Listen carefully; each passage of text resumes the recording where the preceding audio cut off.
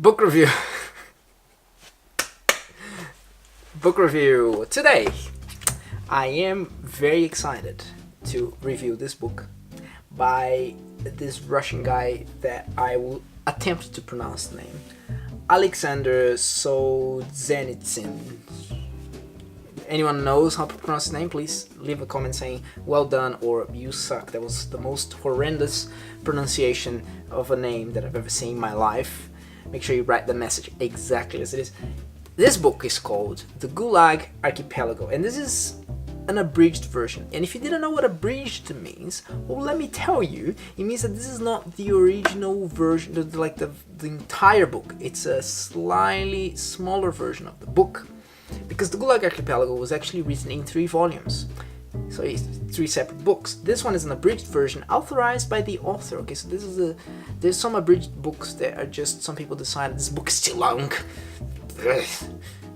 and gets rid of some of the books, which sucks, right? Come on, you wanna watch, you wanna watch all my videos, put it on the playlist overnight. Thanks so much. You wanna read the book as it was intended to be read, as the person who wrote it.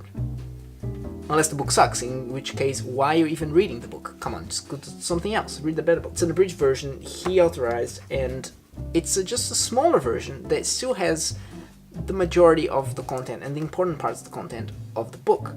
And I have to say, this is a fascinating book, okay? Let me just give you a bit of a little bit of a story of what the book is about. I don't know if you know, but, and if you didn't know, you're either too young, or you need to read a little bit more and learn a little bit more about the world. But in the past century, there was a place called the Soviet Union, which started because of a Russian revolution. There was a revolution and became a Soviet state, and there was socialism, communism came, and there was it's a complicated story. But what happened is, a lot of people got sent to these camps, these forced labor camps, and to prison. There was all different types of prisons and camps, and they were called gulags, and that's what the book is about. It's about that horrendous thing that happened in the Soviet Union, that, again, if you didn't know, it killed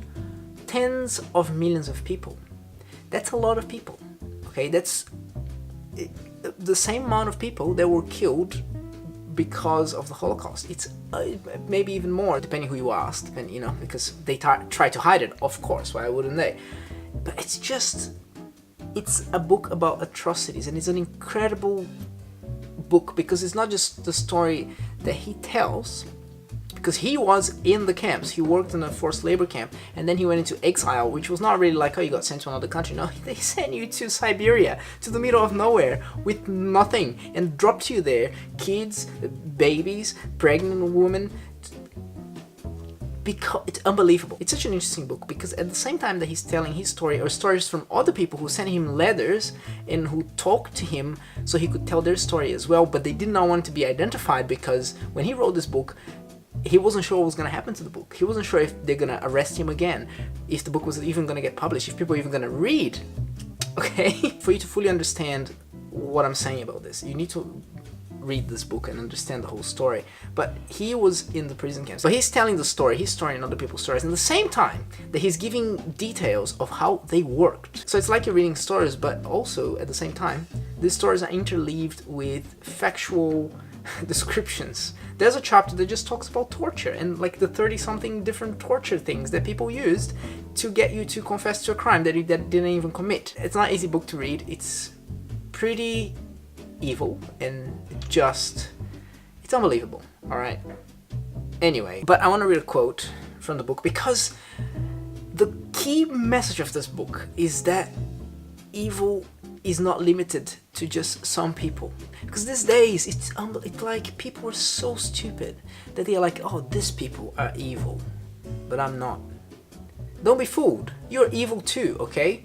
There is evil in you, there's evil in every person. Before I read the quote, you might be asking, why were these people sent to forced camps? And of course, some of them were criminals, some of them stole something, but many of them or what they called 58s, which was one of the clauses in the law that they didn't even follow in the camps properly because they just abused it was horrendous.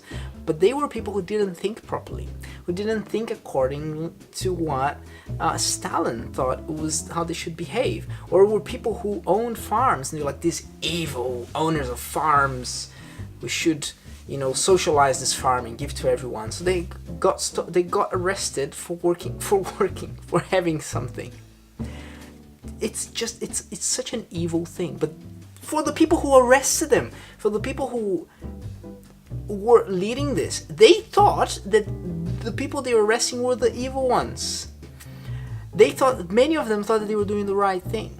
Okay, I did a review of the 12 Rules for Life, and the reason why I read the Gulag Archipelago is because it's one of the books that Jordan Peterson says this is one of the books you should probably read. And yes, you should probably read, because this whole idea that only some people are evil, and you know, if you just get rid of them, it's the same thing that the Nazis did, same thing that the Soviets did. Okay, and back to Jordan Peterson, the question that he always asks is, if you lived in Nazi Germany, would you be one of the Nazis? Because the high probability is that you would be. And you think to yourself, no way, I wouldn't. What? No, I'm too good to listen. If you think that way, you need to rethink, because this is a very dangerous thing. Okay, it's very dangerous, because the people there, they thought they were doing the right thing. They thought they were doing something good for their community by arresting these people who didn't do anything. And a lot of the people who went to these forced labor camps, they didn't do anything. Can you believe that this happened less than 100 years ago? Like, can you believe that this still happens today? Like, this is it's an unbelievable thing. We live in such a privileged world, okay? These people, they were forced to confess to things that they never done before, forced to dab on other people who haven't done anything wrong. It's unbelievable. You need to read the book. But I just want to leave this quote with you, because this is just great. If only it were all so simple. I think he's talking about how to get rid of the evil in the world, right? If only there were evil people somewhere insidiously committing evil deeds, and it were necessary only to separate them from the rest of us and destroy them, which is what a lot of these people did. And it's a lot of the discourse today is what people say. It's like, oh, this evil, they don't care about children, they don't care about this. If that's you, think about that for a moment. But the line dividing good and evil cuts through the heart of every human being. And who is willing to destroy a piece of his own heart? Just think about that for a moment, okay? Because it's just, when you read this and you think, these people thought that they were doing something good by destroying the lives of families. And it still happens today. And there are people who advocate for ideas who will, at the end, create the same problem. They just think that it's not, no, we failed there, but it's gonna work here. And if you think I'm talking about socialism, yes, I am. Okay, because it will lead to this. It will lead to destruction and death. It will lead to, you are evil, I'm not evil. Ideologies are very dangerous. Ideologies own people.